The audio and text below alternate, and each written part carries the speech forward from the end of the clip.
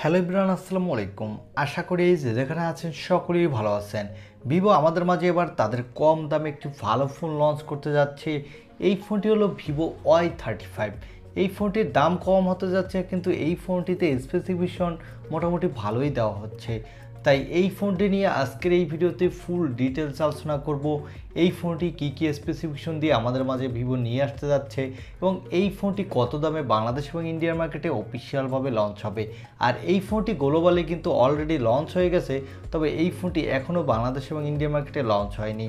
তাই এই ফোনটি সম্পর্কে ফুল ডিটেলস জানতে হলে আপনাকে বলবো সম্পূর্ণ ভিডিওটি কন্টিনিউ করার জন্য। তাই চলুন আর কথা না বাড়িয়ে আমরা চলে যাই মূল ভিডিওতে। তবে মূল ভিডিওতে যাওয়ার আগে আপনার কাছে ছোট্ট রিকোয়েস্ট, আপনি যদি আমাদের চ্যানেলটি প্রথমবার ভিজিট করে থাকেন তাহলে প্লিজ আমাদের চ্যানেলটি সাবস্ক্রাইব করে পাশে থাকা বেল আইকনটি প্রেস করে রাখুন। আর অলরেডি সাবস্ক্রাইব করে থাকলে থ্যাংক ইউ সো মাচ। প্রথমে আসা যাক এই ফোনটির লুক ডিজাইনে। এই ফোনটির ব্যাক প্যানেল দেওয়া হয়েছে প্লাস্টিক এবং এই ফোনটির বডি ফ্রেমটিও প্লাস্টিকের, তবে এই ফোনটির ফ্রন্টে দেওয়া হয়েছে গ্লাসের প্রোটেকশন।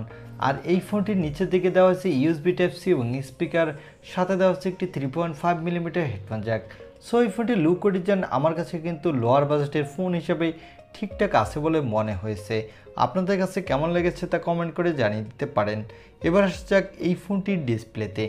এই ফোনটিতে ডিসপ্লের জন্য পেয়ে যাবেন 6.58 ইঞ্চি মাপের একটি full HD plus IPS LCD display with 90 হার্টজের রিফ্রেশ রেট।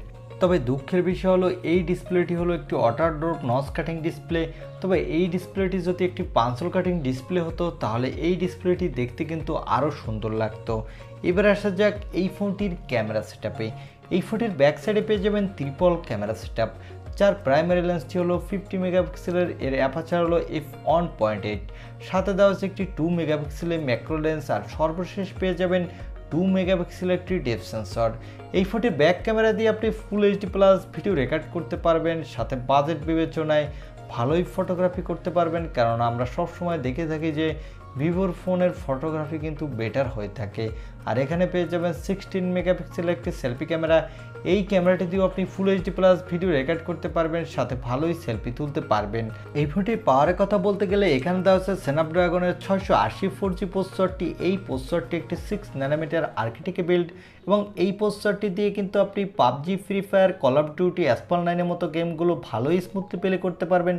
তবে হাই সেটিংসে প্লে করতে গেলে সেক্ষেত্রে কিছুটা ল্যাগিং ইস্যু দেখা দিবে।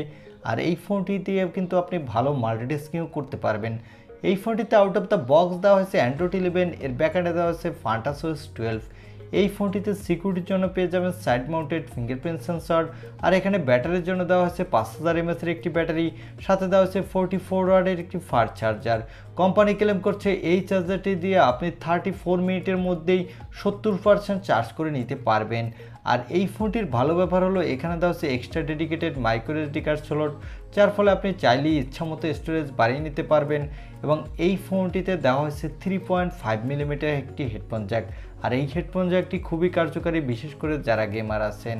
তবে এই ফোনটিতে দেওয়া হয়েছে LPDDR4X র্যাম, সাথে দেওয়া হয়েছে 2.2 স্টোরেজ। আর এই ফোনটি শুধু একটি র্যাম ভেরিয়েন্টে মার্কেটে পাবেন 8/128 GB, এবং এই ফোনটি দুটি কালার ভেরিয়েন্টে মার্কেটে পাওয়া যাবে।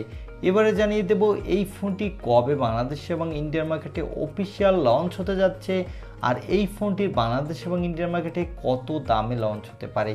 এই ফোনটি ইন্ডিয়ান মার্কেটে অফিসিয়াল আগামী মাসেই পাওয়া যাবে, সেক্ষেত্রে এর দাম হতে পারে 15,000 রুপির মধ্যে।